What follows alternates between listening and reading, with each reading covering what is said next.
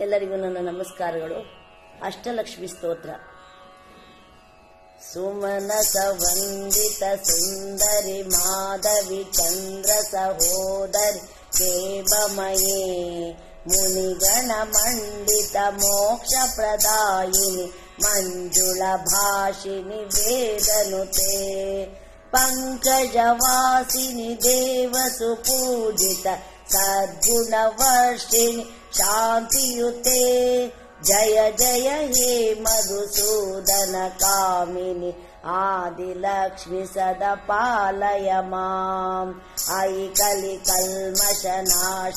वैदिकरूपिणि वेदमये क्षीरसमुद्भव मङ्गलरूपिणि मंत्र निवासिनि मंत्रनुते मंगलदायिनि अंबुजवासिनि देवगणार्चित पादयुते जय जय हे मधुसूदन कामिनि धान्यलक्ष्मि सदा पालय माम् जय वरवर्षिणि वैष्णवि भार्गवि मंत्रस्वरूपिणि मंत्रमये सुरगण पूजित शीघ्र फलप्रद ज्ञान विकासिनि शास्त्रनुते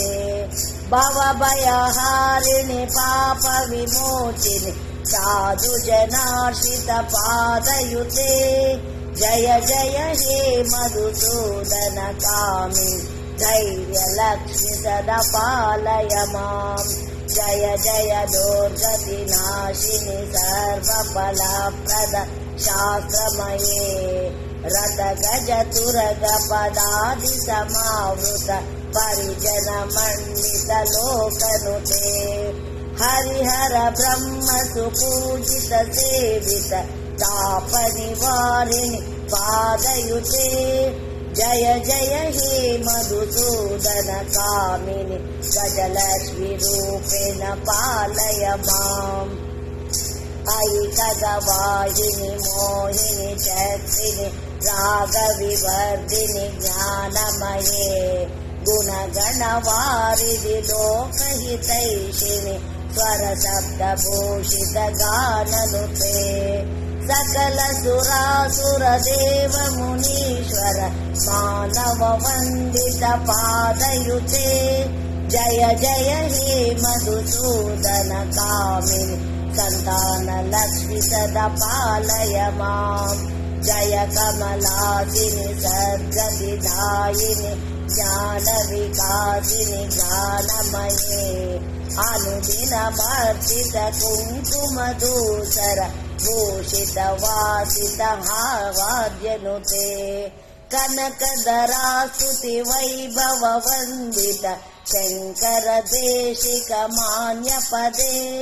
जय जय हे मधुसूदन कामिनि विजयलक्ष्मि सदा पालय माम् प्रणत सुरेश्वरि भारति भार्गवि शोक विनाशिनि रत्नमये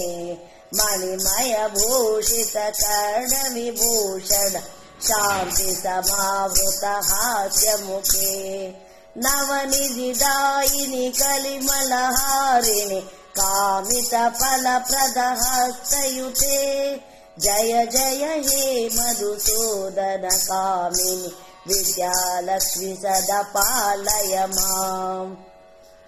दिमि दिमि दिं दिमि दिं दिमि दिं दिमि दुन्दुभिनादतु पूर्णमये गुम गुम गुम गुम गुम गुम गुम गुम गुम गुम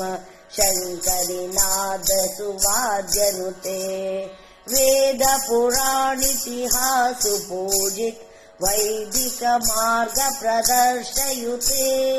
जय जय हे मधुसूदन कामिनि धनलक्ष्मी रूपेण पालय माम् धनलक्ष्मी रूपेण पालय माम् धनलक्ष्मी रूपेण पालय माम्।